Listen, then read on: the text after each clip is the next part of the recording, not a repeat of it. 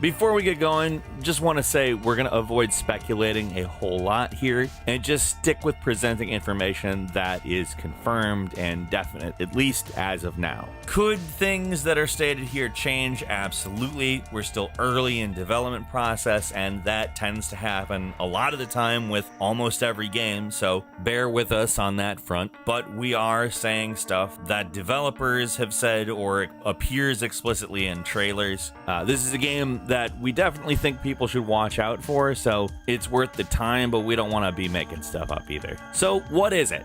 The Day Before is, as described in the announcement trailer, an open-world multiplayer survival game. It's set in a post-apocalyptic world ravaged by a zombie plague, and you play as a person trying to survive in this desperate and dangerous world. At its most general, this is not a groundbreaking sounding idea, however, it's really in how they're doing it that has caught everyone's attention. Now you might imagine this has caused a lot of comparisons to games like DayZ, The Last of Us, and even The Division, and they're not too far off, at least from what we've seen in the trailer. Now, that's not to say it looks like a direct ripoff of any of these things. These all are fairly different from each other games, so to combine them into one thing is obviously going to bring some kind of different result, but keep in mind the comparisons we're making here. Visually, the game looks pretty impressive and very cinematic, like The Last of Us, while the snowy city, complete with Christmas decorations and open-world PvP combat, suggest a kind of Division-like experience, while the apparently huge world and cooperative multiplayer component seems most similar to a game like DayZ. So, there are quite a few multiplayer post-apocalyptic survival games on PC. You've got stuff like Rust, The Long Dark, the previously mentioned DayZ,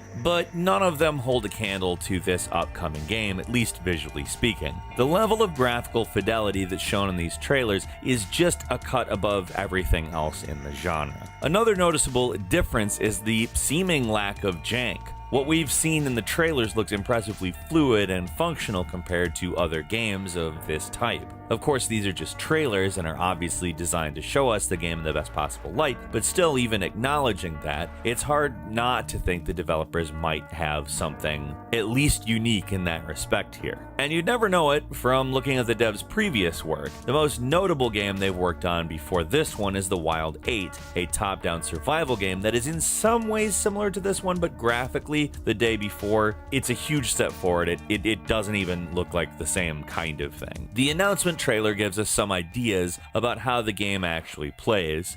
In it, we see a team of two co-op partners, as made clear by these names in the corner, scavenging items in a city environment. To me, it looks a lot like New York from the first Division, but I can't say with absolute certainty that the game takes place in New York or not. One thing that immediately makes this game stand out is that you can drive a car. Another longer gameplay trailer shows more driving in it, and though it's set in the wilderness, it's just as visually impressive as the city. Mud deforms around the tires in a way that's reminiscent of the game Mud Runner. It even seems to cause the car to struggle a bit to get through it. The same trailer also shows the car getting repaired, with a lot of specific options regarding how you can fix your car. In another scene later on, we see a gang of people rolling up on this farmhouse with their sirens blaring on a police car, which suggests there will be different vehicles you can drive that have different functions. Once the players leave the car, the act of scavenging is mostly the same as you would expect from other survival games. Go up to an abandoned car or store shelf and hold down F while you collect items and crafting materials and so on. The item menu is probably still being developed, but from the brief bits we can see from the trailers, they seem clean and easy to navigate, so that's a definite plus. Things get particularly interesting though when enemy players come into the picture. It looks like a large part of the gameplay involves shooting it out with other players. It's all done in third person, and again, the level of polish seemingly on display here is very impressive. There are different weapon types like machine guns and shotguns, and seemingly different armor types as well. In the longer gameplay trailer, one of the players is sporting some riot gear, which we assume must provide some protection, though the actual inventory menu doesn't really show anything like armor stats, so we're speculating.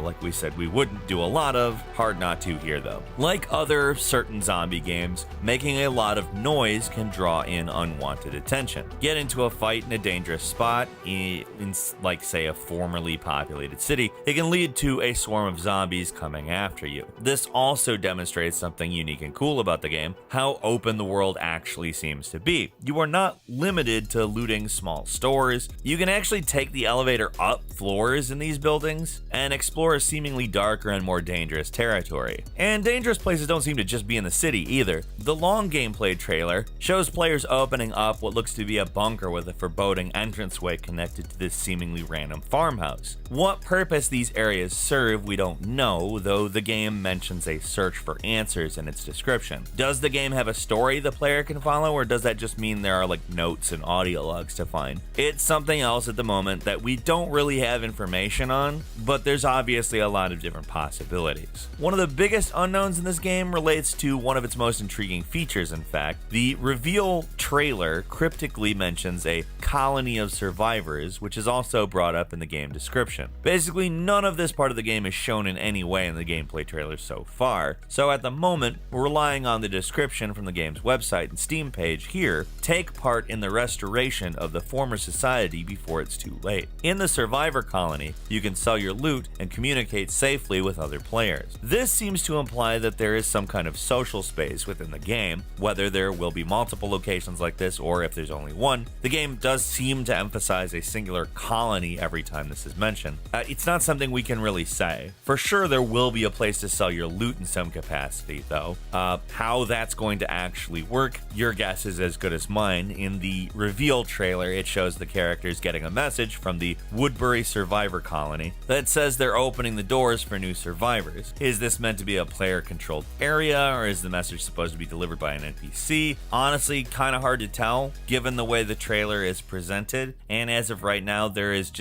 no indication one way or the other. And it's pretty clear from the trailers that the game world is very, very big. The first trailer might make you think this could be a Division-like game that restricts you to a few city blocks, but that is very clearly not the case, as the later trailers show off a seemingly massive wilderness area that you can drive through. Survival gameplay seems to be pretty straightforward from what we've seen. The UI shows 4 bar as a snow symbol. That implies just staying warm is important, something similar to the Long Dark. Another Long Dark connection is the fact that there seems to be weather events in the game, like snowstorms as seen in the reveal trailer. There's also a stamina bar with some kind of little electric symbol, a thirst hunger meter with the water droplet symbol, and below those is a health bar, which is shown to be restored with a very Last of Us style bandage, which is shown to be crafted by 2 materials, an herb and a rag. So while this is simple sounding stuff, it does give us indications as to exactly what you can and have to do during the game. This menu also shows a few other remedies that you can craft, what looks like a splint, a larger health item, and some kind of pills. All in all, the way crafting and combat and looting works feels a lot like it was inspired by The Last of Us, which in my opinion is actually a good thing. There's a smoothness to the actions that also has a very Last of Us feel to it, and that's a big reason why we think people are interested in this thing. Combining some of the gameplay of The Last of Us with the stunning world of The Division and the massive openness of DayZ sounds like a real winning formula